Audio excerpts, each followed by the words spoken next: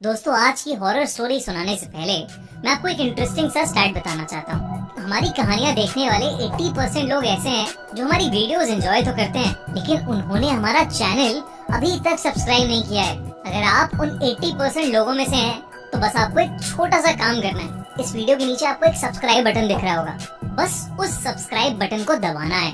बस इतना सा काम करना है आपको, और लगे हाथों बेल आइकन भी प्रेस कर देना, ताकि हमारी लेटेस्ट वीडियो आते ही आपको सबसे पहले पता चले।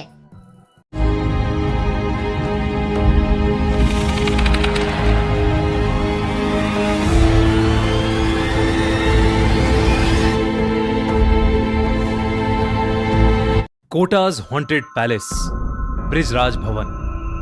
कोटा इंडिया की एक ऐसी जगह है जिसका नाम शायद ही किसी इंडियन ने ना सुना हो।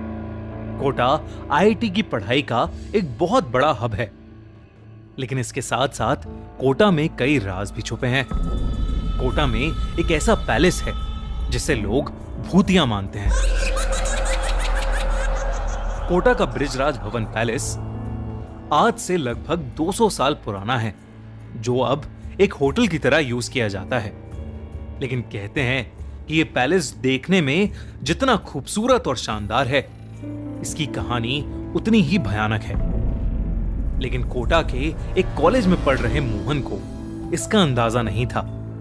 मोहन हिस्ट्री का स्टूडेंट था और अपने प्रोजेक्ट के लिए मोहन को किसी 3 हेरिटेज बिल्डिंग्स पर रिसर्च करनी थी, और मोहन ने उनमें से एक हेरिटेज बिल्डिंग चुनी, कोटा का ब्रिजराज भवन पैलेस।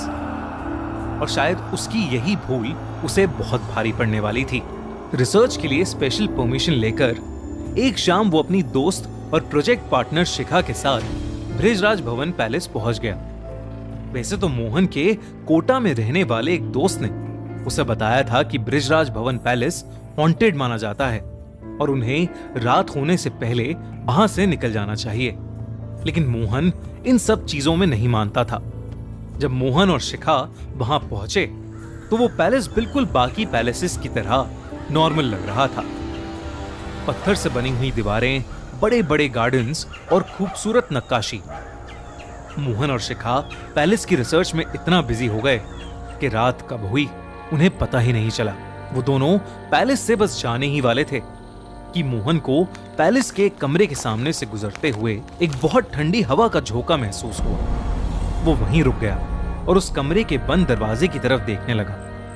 मोहन को अचानक ऐसा लगा कि जैसे कोई उस कमरे के अंदर बैठकर रो रहा है। मोहन शिखा की तरफ मुड़ा, पर शिखा वहां नहीं थी। उसके साथ चलते चलते अचानक से शिखा कहीं गायब हो गई थी।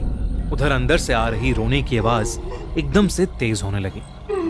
मोहन को अब हल्की हल्की घबराहट शुरू हो गई थी। वो शिखा को पुकारने लगा। उसकी आवाज पूरे पैलेस में मानो गूंज रही थी, लेकिन शिखा का कोई नामो निशान ही नहीं था। अब उस कमरे से आ रही रोने की आवाज और तेज हो गई थी। मोहन को ऐसा लग रहा था कि कोई आदमी दर्द में गुर्रा रहा है और जोर जोर से रो रहा है। मोहन कांपते हुए दरवाजे के पास गया और उसने अपना कान दरवाजे पर लगा लिया, लेकिन तभी एकदम से वो रोने की आवाज बंद हो गई। उस कमरे के दरवाजे पर ताला लगा था, तो मोहन दरवाजे पर लगी खिड़की से अंदर झांकने लगा, लेकिन अंदर उसे कोई इंसान नहीं दिख रहा था।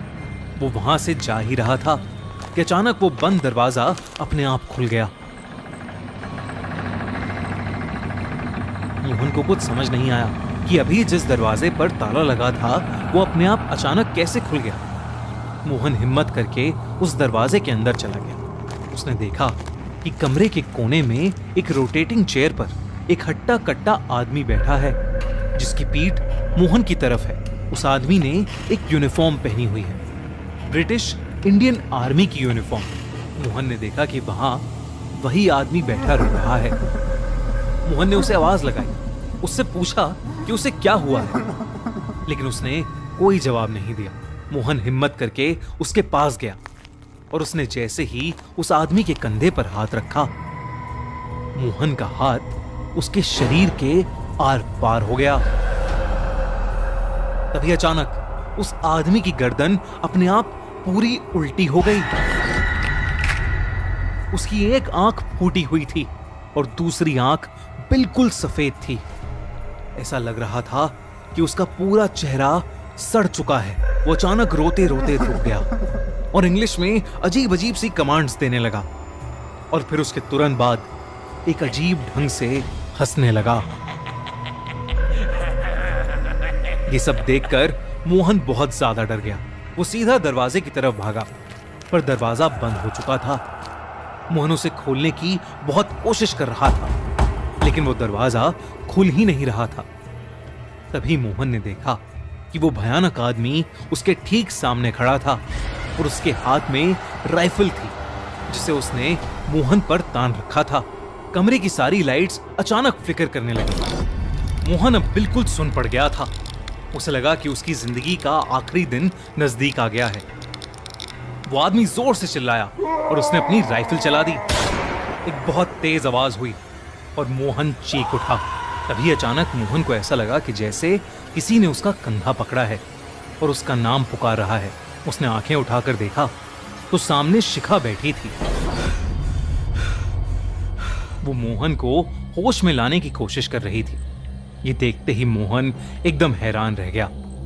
उसने आसपास नजर घुमाई तो सब वैसे का वैसा ही था। उस रूम पर ताला लगा था और अंदर कोई भी नहीं था। शिखा ने मोहन को बताया कि वो पिछले 15 मिनट से बिना कुछ बोले उस कमरे की तरफ देखे जा रहा था और फिर अचानक चीख के नीचे गिर गया।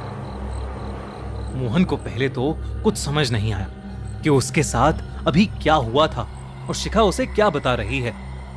उसे कुछ देर के लिए लगने लगा कि शायद वो हैलुसिनेट कर रहा था, लेकिन फिर बाद में शिखा ने जो उसे बताया उसे सुनकर मोहन के पैरों तले जमीन खिसक गई। शिखा ने बोला कि जिस कमरे के बाहर मोहन जमकर खड़ा हो गया था, उस कमरे के अंदर कोई अंग्रेज आदमी यूनिफॉर्म पहने खड़ा था।